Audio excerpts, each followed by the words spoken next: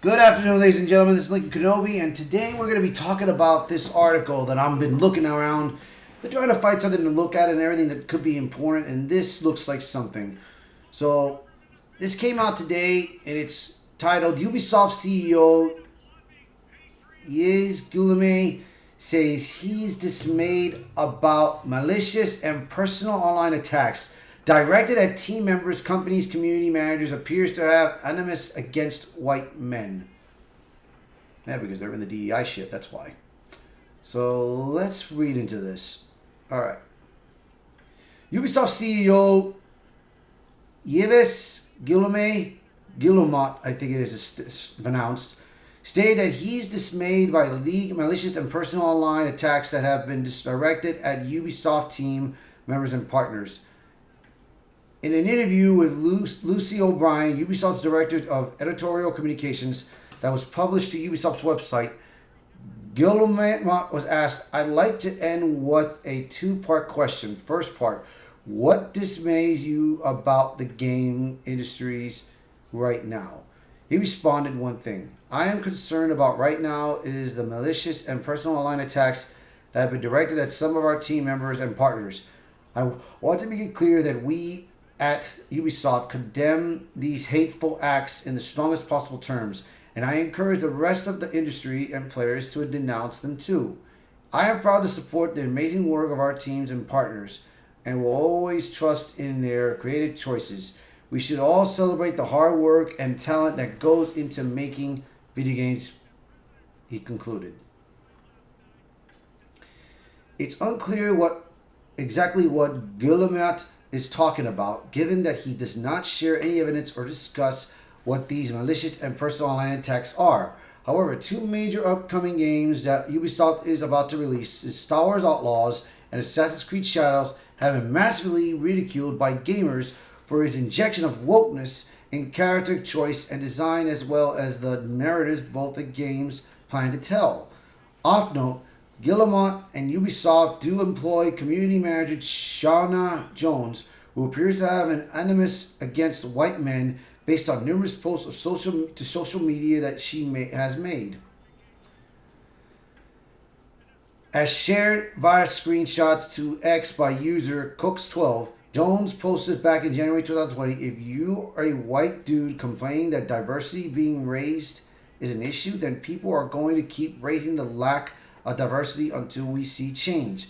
That shit's got to change, man." In another post in September 2020, she wrote, "Love that if you say you're trying to be more body positive, white men assume that you're saying that you're fat and tell you to go to the gym, bitch. I'm a size 12. Being body positive has nothing to do with weight." She also wrote in July 2020, "Please don't tell me gender isn't an issue in the game industry when you are a white male. Diversity in gender is an issue in an industry. I guess as a white male who is not always represented, it's easier to know or see the misrepresentation in studios." She also criticized streamer Ninja for not teaching about white privilege on his streams. She wrote in January 2021, "Ninja is boasting about his white privilege by doing this. He has the potential to influence millions of kids and chooses to be a sack of beans. Use your platform for good if you have the opportunity. Don't do a ninja." So Grums, he tweeted out to Cox, "What do community managers do and why they actually matter? It's simple. A community manager sits at the boundary of the dev team and gamers and thus holds the most power in how a game's community is shaped and policed. A DEI authorization activist's dream." I get asked. Here's another woke community manager that I found yesterday, working on the Star Wars Outlaws and Avatar Frontiers of Pandora, with the LinkedIn page where she wrote down all of her responsibilities. See right here, so right now, this is what we're talking about. This is Shauna Jones, and let's see. I'm gonna go deeper with this. All right, let's see if you guys can read that. All right, barely. But let me see if I can try to. I'm gonna try to enhance. I'm gonna try to. But I know I gotta fix the camera back to normal. All right. This is Shauna Jones. She's the community manager of Ubisoft, and she has her pronouns she, her, and she views are 100% mine, and she's the ambassador. So there's her info and there's her info and everything else. So you know, and that goes to tell you on that part. So let me go back here. So let me get out of this. Let's see what else we got here. And this is what she writes down about diversity and all.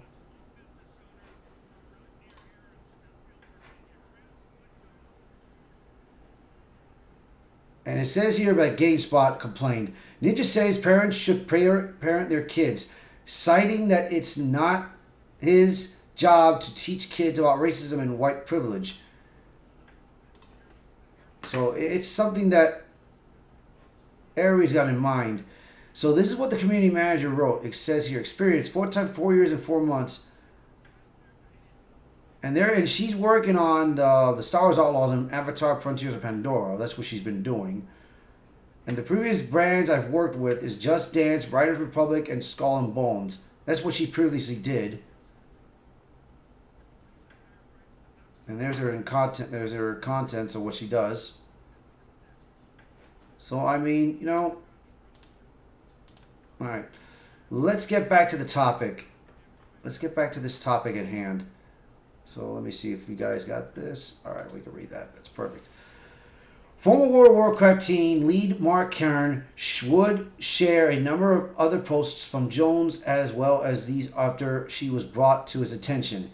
In December 2020, she wrote, "Gamer boys ruin online games." Really? Jesus God, Jones. In August 2022, she responded to a post about Alan Cudicio, claiming he was mistaken for a writer at Gamescom. This is a shameful behavior, proof that we can't make the games industry a safe and inclusive space when the higher-ups don't understand the importance of diversity and are all middle-aged white guys. In January 2019, she took issue with Days Gone writing. "I'm enjoying playing Days Gone, but at the same time, the lack of diversity really upsets me." She added in a response to another user, like, "Even the camps are full of white people." So she's saying that she's racist. That's what she's saying. But it's like this, man. This is the thing, bro. White, it doesn't bother me if there's whites, blacks, Asians, everyone mixed in. It doesn't bother me on that part. The problem is when you're putting too much diversity in there, when you're throwing too much of it in there, mix it in there. All they gotta do is mix it in there and make it good. But you gotta make a good story out of it. If you're trying to concentrate more on diversity and try to concentrate on the woke nonsense and everything, that's how you're not gonna have a good game. And plus, you want to represent women, right? They want to represent women. Fine. Have an actress, have the studio make the character look like the actress that's playing the character. I mean, look what happened to Mary Jane Watson. Look what happened with this chick in Star Wars Outlaws. And then look what's going on, which the leak happened with Wolverine, with Jean Grey. They have the facial of a man. They're trying to make them more manly instead of, they figure who they are. That is the problem. That is the huge problem that people are trying to get at. They're trying to get to these game industries. But, but DEI has been the problem and it needs to stop. That's my opinion. She also took issue with gamers back in 2017. "I know the industry itself is maturing, but the gamers, man, they need to sort themselves out." In 2019, she also posted, diversity finally. No more middle-aged white men. It's all your fault. See, all this. that has been posted. You can check out Grum's, and he has it right here because she just posted on Grum's behalf. So the company has also hired Dartmouth professor Sachi Schmidt Hori as a consultant on Assassin's Creed Shadows. Schmidt Hori is an associate professor at Dartmouth in the University Art and Sciences Department. Her biography on the university's website initially stated, "I am interested in investigating how gender, sexuality, corporality, and power are represented and negotiated in pre-17th century Japanese narratives and illustrations. My first book, Tales of Idolized Boys, Male Love in Medieval Japanese Narratives. University of Hawaii Press 2021. On a modern medieval Chigo Monogatari. Buddhist acolyte tales, which often depicted romantic relations between Buddhists, priests, and adolescent boys."